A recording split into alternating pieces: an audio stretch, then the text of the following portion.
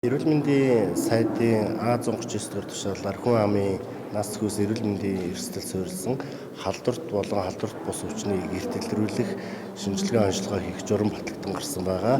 За энэ журам гарсантай холбогдуулаад бид аймаг нийслэлийн эрүүл мэндийн газар нэгдсэн эмнэлэг бүсийн онцлогоо эмчилгээний төвүүдэд үе шаттай сургалтуудыг зохион байгуулж ирсэн байгаа. За өнөөдрийн сургалтын гол онцлог бол энэ хөдөө орон нутагт ажиллаж байгаа энэ удирдлагуудыг энэ Төв аймагт авчираад энэ зохион байгуулагдсан эрүүл мэндийн дэмжих төв дээр бас яг энэ үзлэг шинжилгээ хийх дараалал дээр энэ талбарын сургалтыг хийж байна.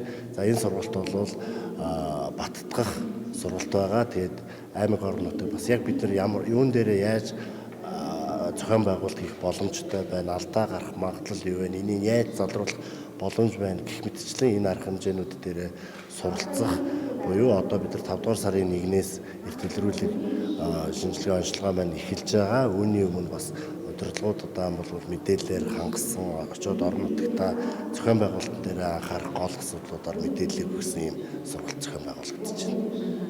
Тэгэхээр эрт илрүүлэг 5 сарын 1-нд эхлэхтэй холбоотойгоор иргэдийн зүгээс бөөгнөрл үүсэх үедээ гэдэг нэг юм анхааруулга сэрэмжлүүлэг бас байгаад байгаа шүү дээ. Тэгэхээр энэ дээр ямар зохион байгуулалт хийж байгаа вэ? За энэ мэдээж одоо эрүүл мэндийн байгууллага дээр бөөгнөрл үүсгэх үндсэн тусламж үйлчилгээнд ачаал үүсгэх ийм эрсдлүүд гарч болзошгүй. Үүнтэй холбогдуулаад эрүүл мэндийн сайдын албан даалгавар гарч орон нутгуудад хүрэгдсэн. Нэгдүгээрт орон нутаг өөрийнхөө хүн амын байршил, нягтрал онцлогоо эрүүл мэндийн байгууллагыг хүртээмжүүлж шалтгаалаад өөрийнхөө онцлог төрсөн бол зохион байгуулалтуудыг хийх чиглэлд нэгдүгээр төгсөн байгаа.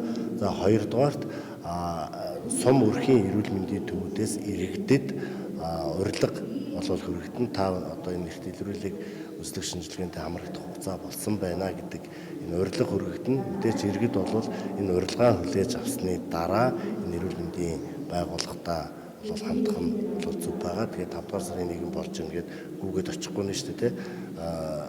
Урилга аваад урилгыг мэдээж эрүүл мэндийн сайдын тушаал болон эрүүл мэндийн даатгалын үндэсний зөвлөлөөс баталсан тогтоолт тухайн хүний төрсөн өдрөөс дараа жилийн төрсөн өдрийн урд өдрөх хугацаанд энэ товлолт нас гэж авч үзэж байгаа. Тэгээд энэ сум өрхийн эмнэлгүүд энэ товлолыг харж байгаа иргэдэд урилгыг хөрвүүлж өгөх юм боломжтой байгаа. За дээр нь бид нар бас энэ эрүүл мэндийн байгууллагууд дээр үүсэж байгаа ачааллыг багасгах төвлөрлийг сааруулах чиглэлээр зарим ачаал өндөртэй тусламж үйлчилгээ хийж чадахгүй тусламж үйлчилгээг бусад эрүүл мэндийн байгууллагатай гэрээлэх замаар энийг хийж болохоор зохицуулж өгч байгаа. За дээр нь улсын байгууллагуудаас дээр нэмэгдээд эрүүл мэндийн даатгалын ерхий газраас сонгосон хувийн гишүүдийн эрүүл мэндийн байгууллагууд энэ үзлэг шинжилгээнд дээр ачаал хуваалцаж орж ирнэ. Сонгогдсон эмнэлгүүдээс бас энэ орон нутгууд бас хуурилтаа хийж ажиллаж байгаа. Тухайлбал нийслэлийн хувьд дүүргийн эрүүл мэндийн төв нэгдсэн эмнэлгүүд бас энэ онцлогоо эмчилгээний дэмжих төвтэй улсын төв эмнэлгүүдтэй гэрээ хийгээд бас зарим хороодоо бас энэ төв эмнэлгүүдээр гүйцэлдүүлэх ийм зохион байгуулалтуудыг хийгээд нийслэлийн засаг даргаараа захирамжаа гаргаад ажиллаж байна.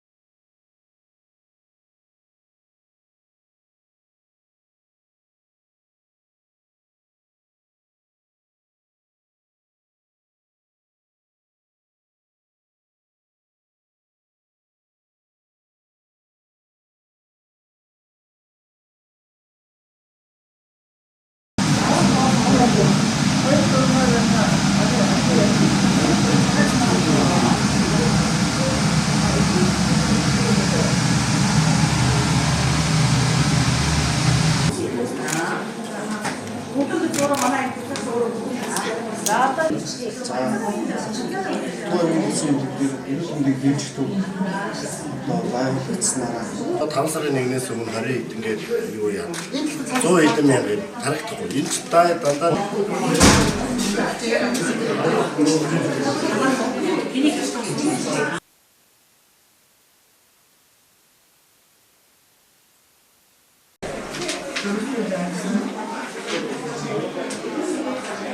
За тэгвэл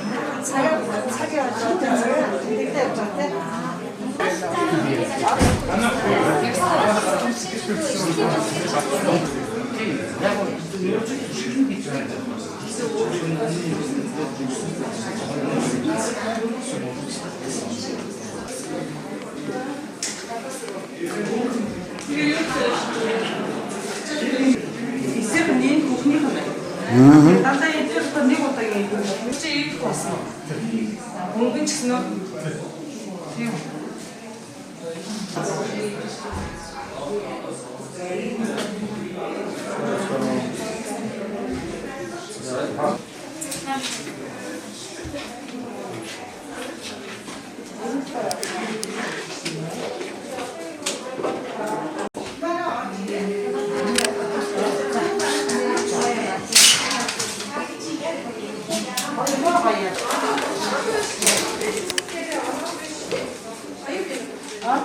Хүмүүс намаа эцэгтэй харагцсан маарсан. За одоо энэ хүүхдээ дагаад яваад байна. Арай тав юу болчих.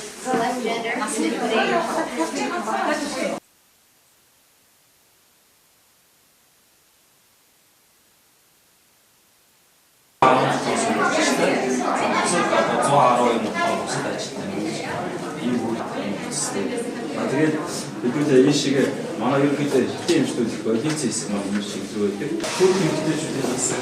Өөрөөр сэргээнс эмчнүүдийн хийсэн. Бодвол ерөнхийдөө бичгийн эмчнүүдийн хийсэн бол одоо амьсгалын аппарат, за өвчний хяналтын одоо бүх концепцом өөрөө автомат одоо онцгой аппараттай. Ерөнхийдөө амьсгалын аппараттай суурийн хайхаа аппараттай. За өнөөдөр баямаар Зана таахтай гэсэн. Энэгээр орж ирдэг яалтан хэмжээ хэсэг маань.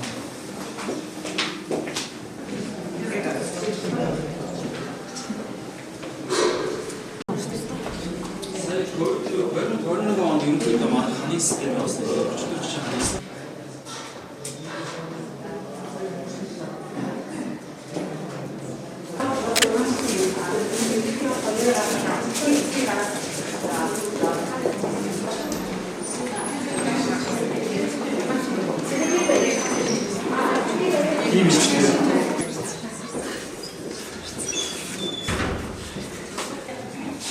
Тэгээд би таад бас нэг эрүүл мэндийн дэмжигчдүүд болохоор хоёр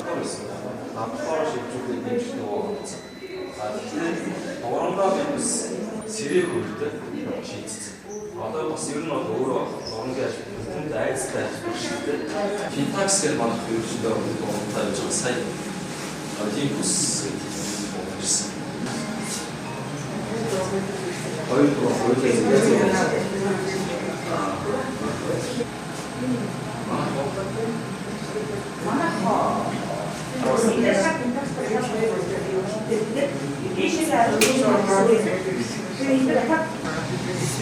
ер нь бол яг ингээд ажиллахад бол ер нь бол стандарт нь бол